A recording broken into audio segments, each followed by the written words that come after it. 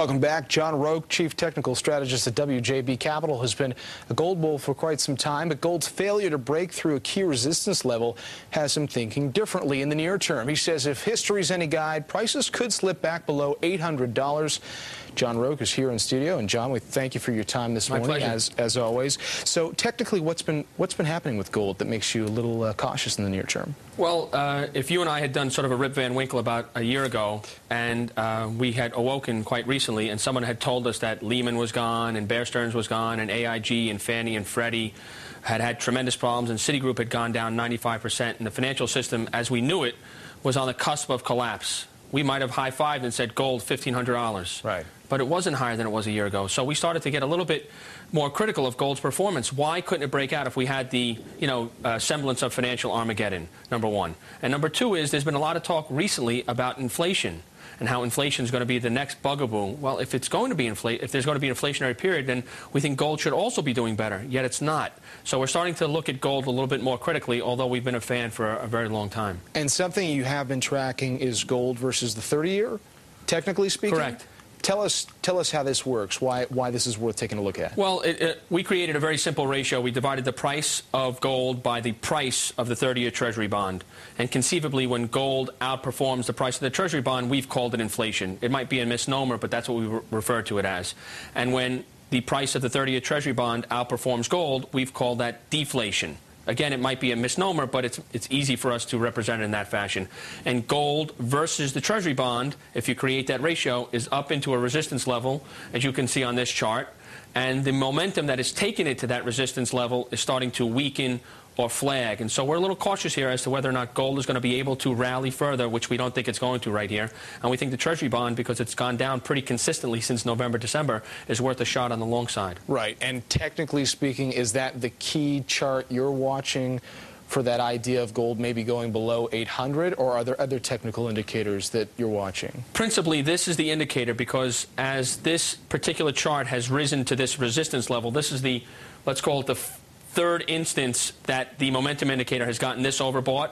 The corrective phases for gold post this signal have been pretty sharp, so we want to alert our clients to that notion. Speaking of gold, or maybe something golden, a lot of people have been talking about golden cross, or the golden cross trend that we've been seeing. We saw it with gold a while ago, just when the 50-day moving average moves above the 200-day moving average. Now you're starting to see it in a number of equity indexes, specific indexes. Are you watching that closely? Are you watching it with any particular indexes, and is it making you encouraged about the market? We've never been big proponents of the cross.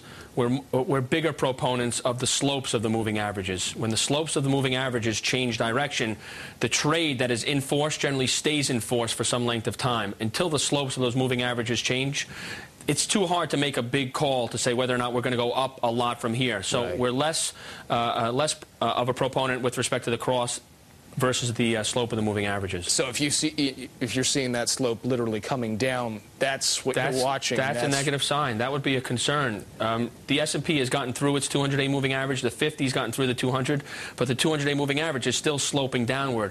That is the important signal. The slope of the 200-day moving average says, be cautious here. You don't have to, embrace every bullish adjective out there. Just watch yourself, because the slope of the 200-day moving average is the most important piece of that puzzle. Well, on fundamentals today, we've highlighted Morgan Stanley's strategist team raising their expectations for the year-end for the S&P of 900, but we know the S&P is currently above 900. Technically speaking, what can you tell us about what your expectations are for the S&P for the end of the year? We tend not to do sort of those year-end forecasts, but be that as it may, I'm going to step on my own line here and say the following. We think largely the S&P is going to be sideways at best for a long time, reminiscent of what occurred from 1965 through 1982 in the U.S., or for Japan from the early 90s through the late 90s. We think it's going to be up and down in a sideways trading range, and when the direction changes, you have to be cautious, and when the direction changes upward, you have to be aggressive to the long side.